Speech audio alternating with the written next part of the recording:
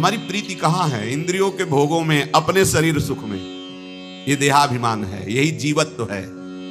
अनन्य भक्ति की प्रीति कहाँ होती है?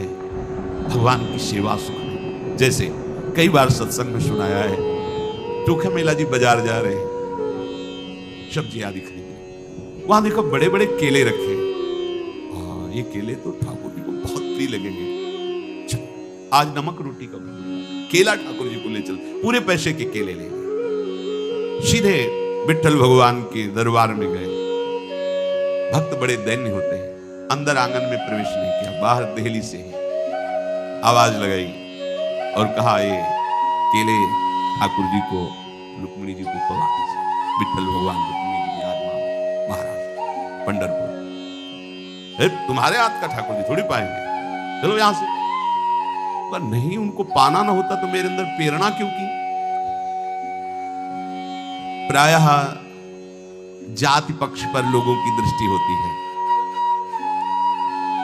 देखो, हम सब एक ही प्रभु की संतान हैं, एक ही माटी से बने हुए हैं। ये पंचभूत एक ही पंचभूत है, ये चाहे जहां हो यही है, और एक ही आत्मा है। भैया भेद किस बात का है? विचार करो। गुण कर्म के अनुसार भेद की रचना की गई, तत्वता कोई भेद नहीं है। हम एक ही बाप के सब बच्चे हैं। हाँ, कोई शराबी है, कोई विद्वान है, कोई कर्म कांड करता है, कोई एकदम बेकार बैठा रहता है, पर है तो बच्चे उसी के ना।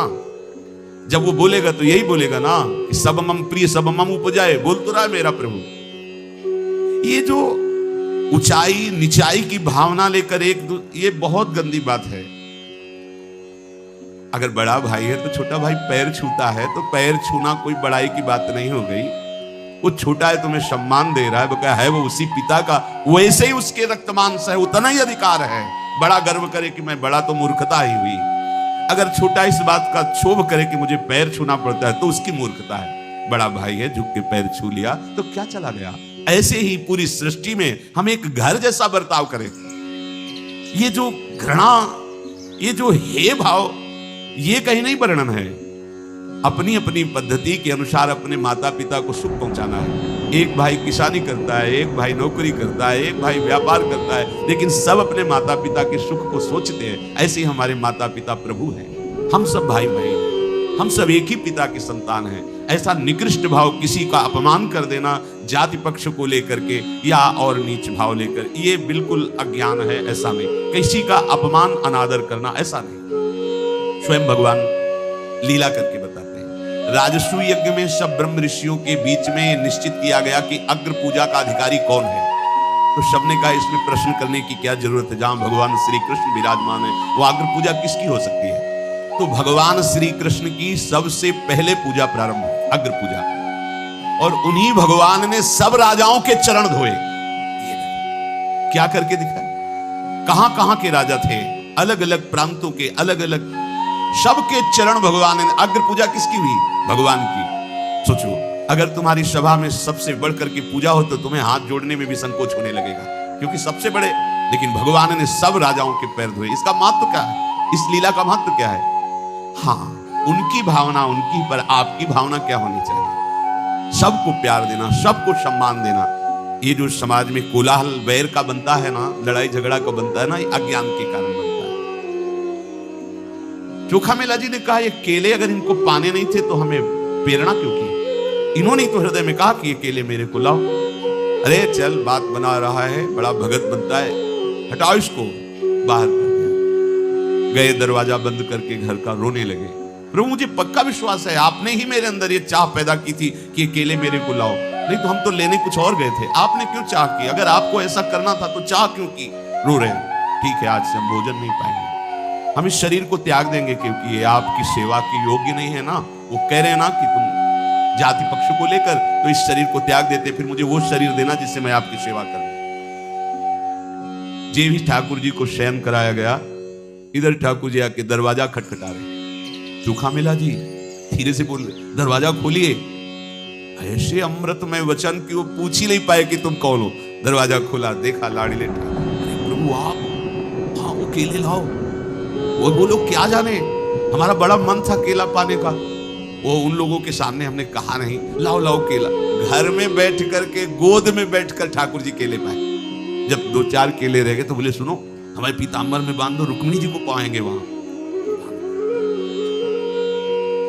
रुक्मिणी जी को पवाया और छिलका पूरे आंगन में फेंक दिया। वो अंदर से दरवाजा बंद कर लिया। सुबह जब प्रातःकालीन वेला पर ठाकुर दर्शन के लिए हजारों महाराष्ट्र के भक्त एकत्रित हुए।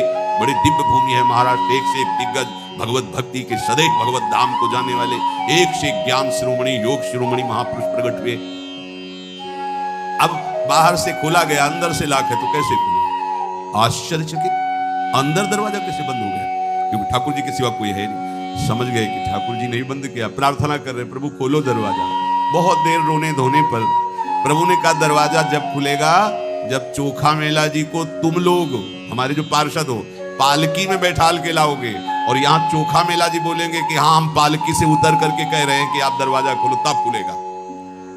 अब तो कोई प्रश्न ही नहीं। देखो भगवान कितना प्यार करते हैं अपने अनन्य भक्त को। कभी ऐसी कोई भूल ना हो जाए कि जाति पक्ष को लेकर कर्म पक्ष को लेकर भक्त की अवहेलना कर दो। ऐसा करना महापाप है। इसमें फिर ठाकुर जी क्षमा नहीं करते। ध्यान रखना, अरे ये तो अमुक जाति का साधु है, वैष्णव है, अरे ऐसा बोला तो तुम्हारे सारे शुभ कर्म नष्ट हो जाएंगे। साध होवज्ञा तुरंत भवानी कर कल्याण अखिल के हानि। ये तो भगवत पार्षद हैं इसलिए कृपा करके उपाय बता दिया, नहीं तो राम रोष पावक सो जरई। ऐसा खिलवाड़ नहीं है भगवान की भक्ति। जो अपराध भक्त कर करई राम रोष पावक सो जरई। चोखा मेला जी के पास गए पालकी लेकर के। कौन? जिन्होंने धक्के लगवा के बाहर किए थे। चोखा मेला जी पालकी, अरे बोले हम तो नीच अधम आपके। बोले अब ये सब बंद करो, पालकी में बैठो। नहीं, हजारों लोग खड़े, ठाकुर जी अंदर से दरवाजा बंद किए, खोल ही नहीं रहे। नहीं नहीं, हम पालकी में क्या, हम तो दंडवती करते हुए आएंगे। प्रभु के चरणों के दर्शन तो सिर भर जाऊं उचित मोरा सबते सेवक धर्म का। उचित तो यह है कि मैं सर के बल जाऊं मेरे प्रभु का आदेश। वो मानेंगे नहीं। चारों पार्षद जो छूने से इतराते थे वो पकड़ करके पालकी में बैठा ले। जय विठल भगवान की, शो विठल विठल। उतर के बोले हाँ प्रभु खोल दो, हम आ गए। दरवाजा खुल गया। सामने देखा तो छिलके पड़े हैं।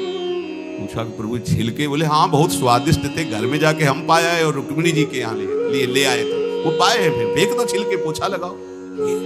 अनन्य भक्त भगवान को अतिशय प्यारा है क्योंकि उसको भगवान की प्रीति का स्मरण रहता है। जो चीज देखेगा, जो वस्तु देखेगा, उसको ये प्रभु। जैसे श्री कृष्णदास जी, यद्यपि आचार्य चरण में और उनके बीच में थोड़ा सा मनमुटाव भी हो गया था। एक दिन पहले देखा कि दुकान में गरम गरम जलेबी बने।